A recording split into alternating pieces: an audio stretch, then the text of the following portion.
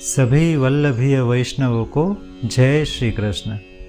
वैष्णवों, आज के हमारे वार्ता प्रसंग में हम ये जानेंगे कि रामावतार में जो शबरी थी जिसने श्री रामचंद्र जी को झूठे बेर खिलाए थे, उसका इस जन्म में क्या स्वरूप था और बाद में श्री गुसाई जी ने उसको कैसे अंगीकार किया।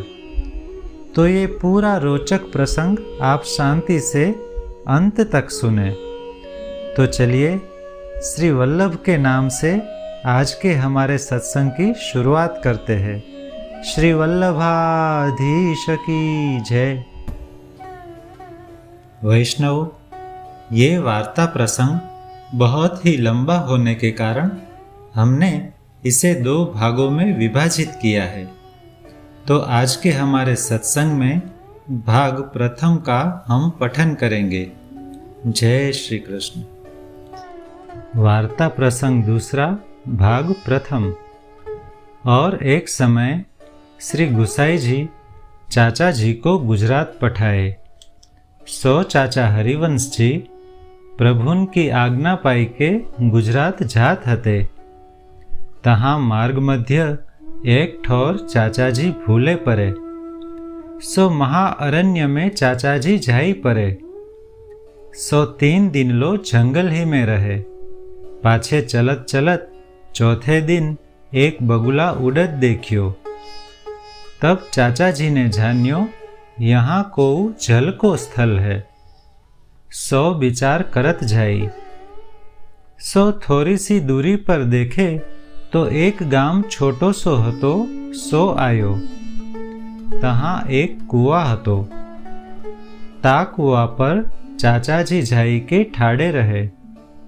सो एक स्त्री जल भरत हती और चाचाजी के संग 3 वैष्णव और हते।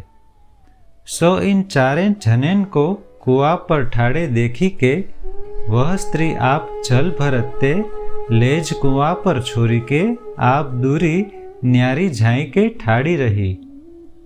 तब वैष्णवन कसेड़ी डोरी काढ़ी के जल कुआ में ते काढ़्यो। पाछे देह कृत्य करी, दातिन करी, स्नान करी, तिलक करी, जप पाठ करी के नित्य नेम सो पहुंची के चलन लागे। सो जब लगी इनने अपनो नित्य नेम कियो, तब लगी वह स्त्री कुआं के पास ठाड़ी रही। और कोई गाम के मनुष्य जल भरन को आवे, तिनको वह स्त्री दूरी ही ते पाछे फेरी देई। पाछे चाचा जी वाट औरते चलन लागे। तब वह स्त्री चाचा जी को दूरी ते पावन परी विनती करी। अपने घर इन 4 को सेन दे के पधराई ले गई। पाछे वहाँ की बात तो कछु समझे परे नाही।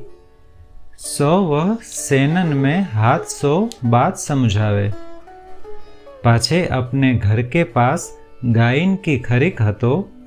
ताठ और इन 4 जनेन को बैठारी के आपू गाम में गई। तहाँ सो और एक स्त्री बोली में जो समझत हती, ताको साथ लेके वन में जाई। आछे आछे फल एक टोकरा में भरी के चाचा जी के आगे धरे। तब चाचा जी वह स्त्री सो कहे, जो इनको तू मोल ले तो ये फल हमारे काम आवे। तब दूसरी स्त्री ने वासो हरिवंश जी के वचन समझाई के कहे। वह तो कछु यह बोली समझत नाही हती। सो स्त्री के वचन सुनी के वा स्त्री ने वा स्त्री सो कही, जो हो तो मोल तो लेत नाही। और तू इनसो पूछी, जो ये फल तुम्हारे काम क्यों न आवे। सो मोसो तुम समझाई के कहो। तब वह दूसरी स्त्री ने हरिवंश जी सो कही, जो यह तो मोल तो लेत नाही, और तुम ये फल क्यों नाही लेत। सो ताको हेतु आप मोसो कहो। तब वह स्त्री सो हरिवंश जी कहे, जो यह मोल ले तो टोकरी के फल हमारे काम आवे, नहीं तो हम वैष्णव बिना काहू की कछु वस्तु लेत नाही।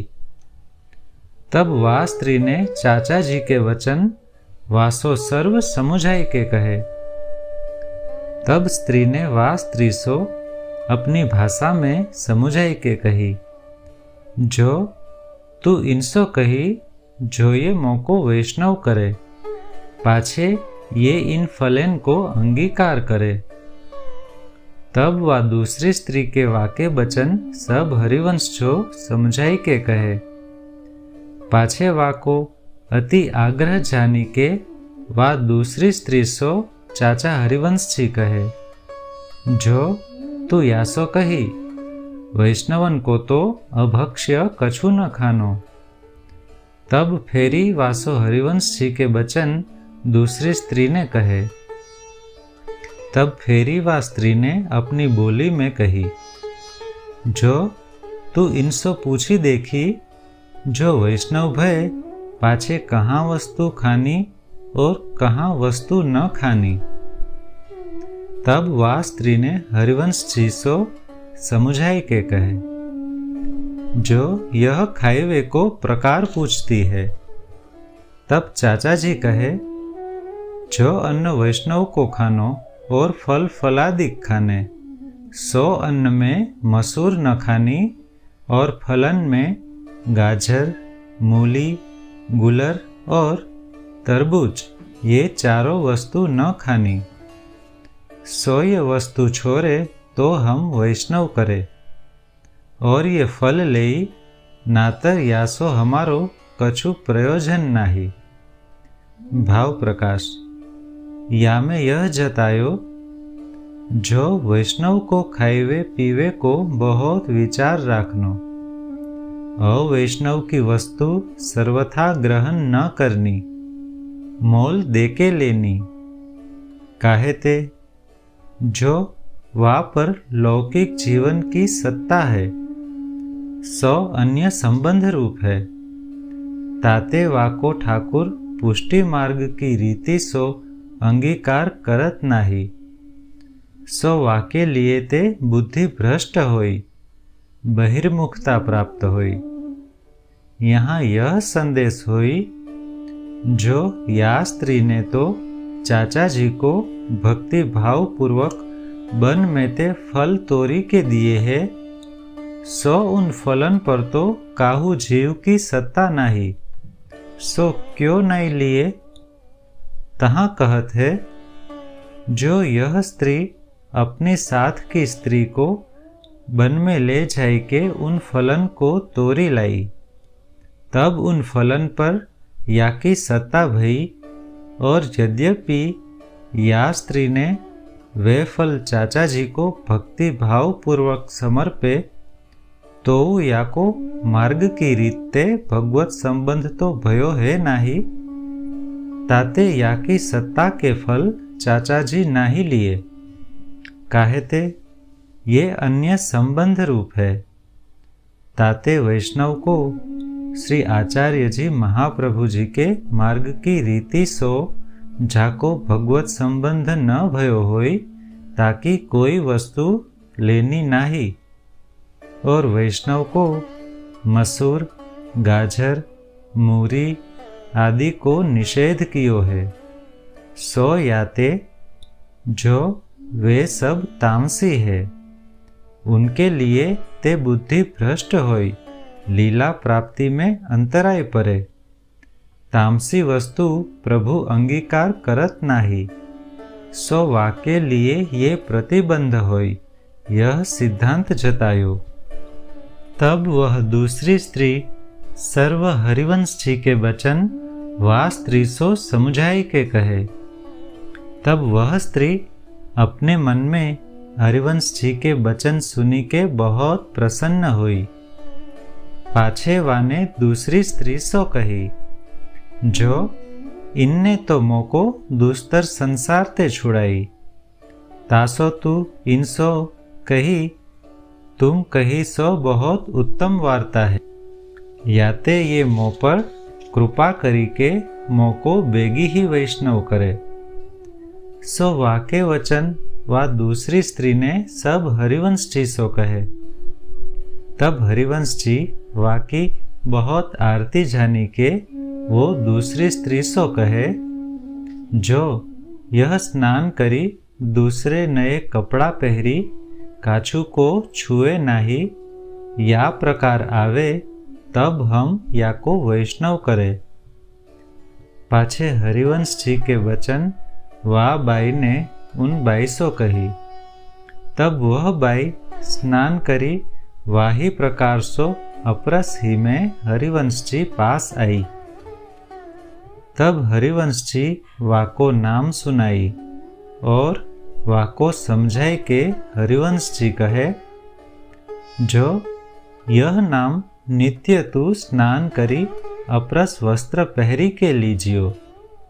तब फेरी वाने हरिवंश जी सो विनती करी, जो अब आप इन फलन को अंगीकार करो। तब हरिवंश जी जल मंगाई के फल सब धोई के भोग धरी के तीनों वैष्णव वह बाई सहित चौथे दिन फल लिए। पाछे फेरी वह बाई ने हरिवंश जी को सब मार्ग की सब रीति पूछी, जो अब मैं कौन भाती रहूं। तब हरिवंश जी वासो कहे, जो तेरे घर में सब बासन है सो काढ़ी डारी और नए बासन मंगाई, सो कोरे बासन न्यारे राखियो। पाछे घर में ते सर्व काढ़ी के एक नयो बासन भरी के वासो सब घर पोती शुद्ध करी के नए बासन में जल भरियो।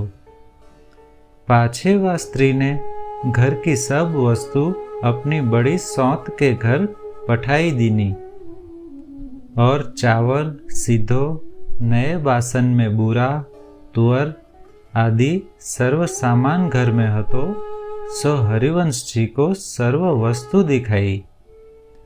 जो वस्तु हरिवंश जी ने कही यह काम आवे सो घर में राखी, और जाको नाही हरिवंश जी करे सो वा सोत के घर पठाई दीनी। पाछे वाने हरिवंश जी सो विनती करी, जो यामे ते कछु तुम अंगीकार करोगे। तब हरिवंश जी वासो कहे, जो अब तेरो सब हमारे काम आवेगो। भाव प्रकाश काहे ते, जो अब भगवत संबंध भयो ताते इनकी सब वस्तु को हु भगवत संबंध भयो जानिए। सो आज के इस सत्संग में हम यहाँ विराम करते हैं। सभी वल्लभीय वैष्णवों को जय श्री कृष्ण।